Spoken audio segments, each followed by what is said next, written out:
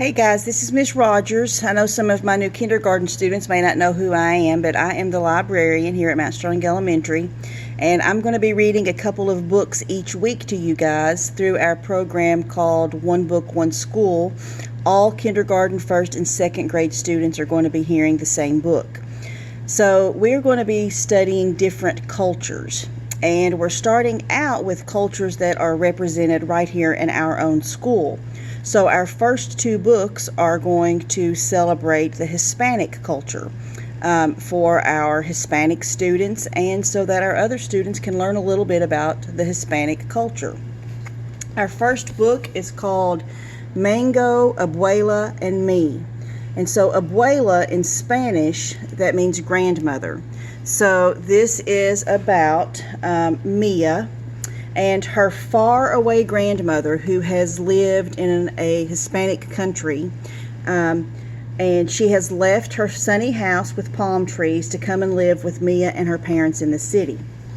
But when Mia tries to share her favorite bedtime story with Abuela, she discovers that Abuela cannot read the English words.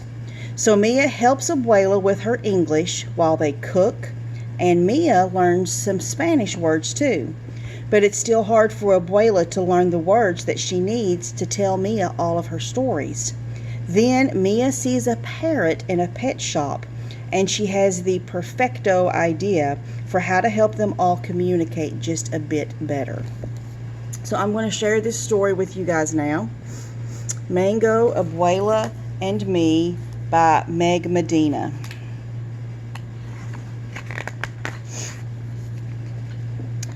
She comes to us in winter, leaving behind her sunny house that rested between two snaking rivers. Her old place was too much for just one, Mommy tells us as we make room in my dresser for her clothes. And too far away for us to help, Poppy adds. Abuela belongs with us now, Mia. But I still feel shy when I meet this faraway grandmother.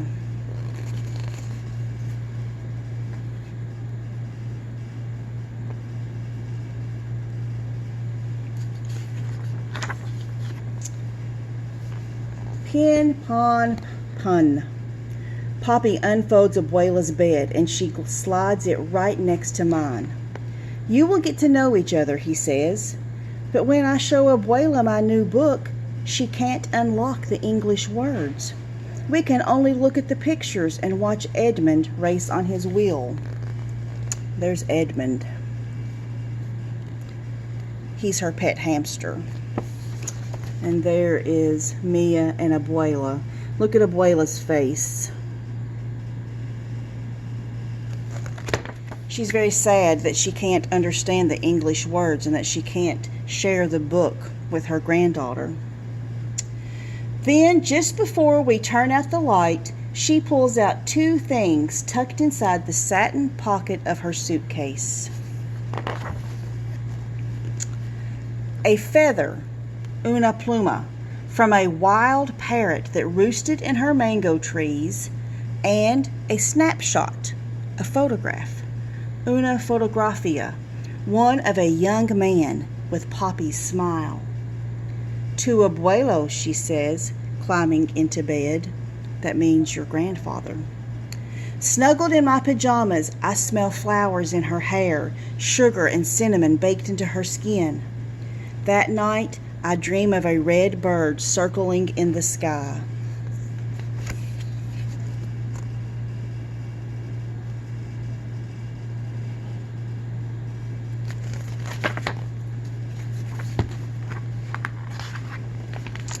The rest of the winter, while Mommy and Poppy are at work, Abuela waits for me to get home from school.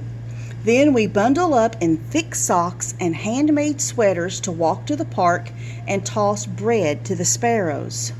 My Espanol is not good enough to tell her the things an abuela should know, like how I am the very best in art and how I can run as fast as the boys. Look at Abuela's face again. Mia really wants to tell her all of these amazing things, but they have a language barrier. That means they can't speak each other's language. and her English is too poquito, too small, to tell me all the stories I want to know about Abuelo, grandfather, and the rivers that ran right outside their door. With our mouths as empty as our bread baskets, we walk back home and watch TV. So their mouths are empty because they don't have words. They don't have the words to share.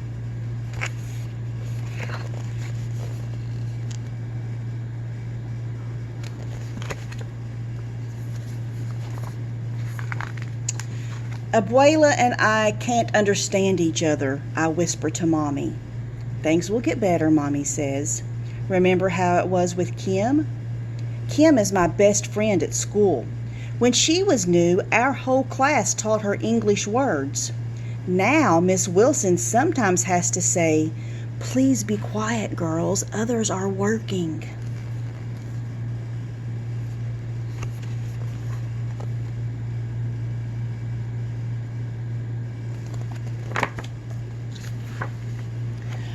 After school the next day, while Abuela and I are making meat pies for our snack, I pretend I am Miss Wilson. "Dough," I say, pointing to the dough ball.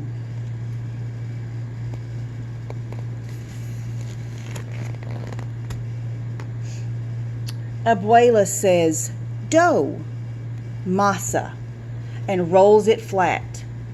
"Masa," I say. She drops a spoonful of meat in place. "Carne." "Carne," I say. "Meat." "Pasas," raisins. "Aceite," oil. Abuela looks a little happier here. They're actually exchanging a few words.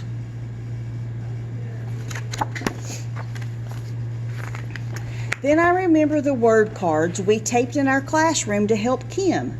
So while Abuela fries our empanadas, I put up word cards too, until everything is covered, even Edmund. So if you look, she's taped cards to everything with the English words on them. Even Edmund, down there in his little ball, has his name taped on him, Hamster. Soon we are playing Oi E Die, Oi E D, hear and say, all around the house. But that night she still calls my pillow a Apollo, and she says Edmund is a gangster. "We'll keep practicing," I whisper. But the next day I cannot practice with Abuela after all. Edmund has run out of his favorite seeds, so Mommy and I have to ride the bus downtown to buy more. Sometimes there are kittens sleeping in the pet shop window, but when we arrive this time, something even better is behind the glass.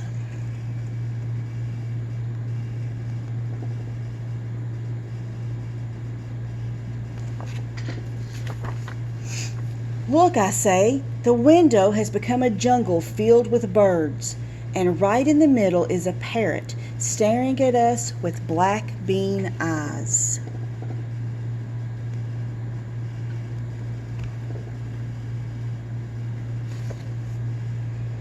I press my nose to the glass, thinking of the red feather Abuela gave me.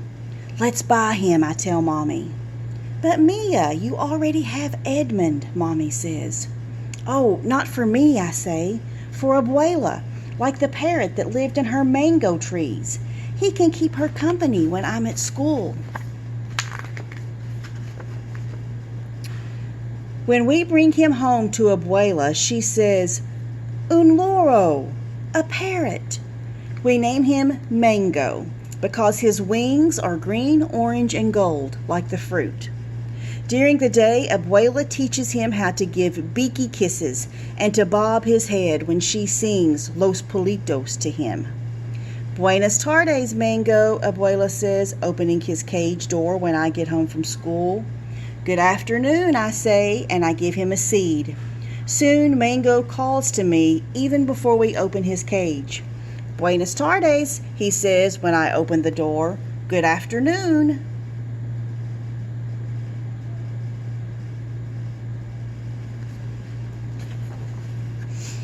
Abuela, Mango, and I practice new words every day.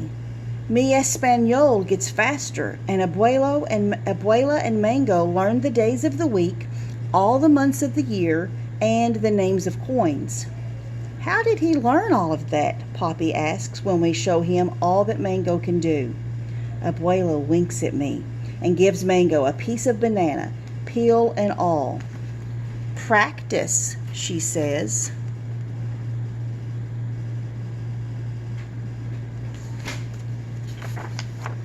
Before long, Abuela asks me how to say harder things too, so she can talk with the neighbors who stop by. Has the mailman come? It is chilly today. Can I get you some cookies and lemonade? Soon, when friends stop by to see Mango's latest tricks, they can understand everything Abuela says.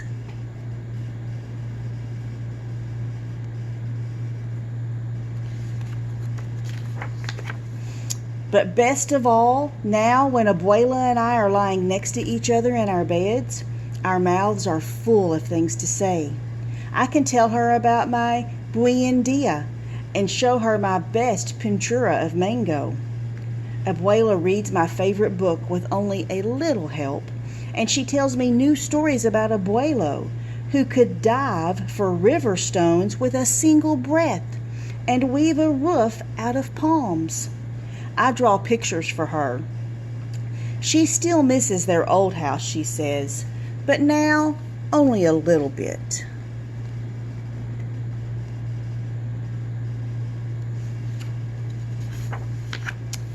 Mango listens to us from his perch until my eyes grow heavy. Hasta mañana, Abuela, I say. Abuela kisses me. Good night, Mia. Hasta mañana. Good night, Mango calls. And soon we fall asleep.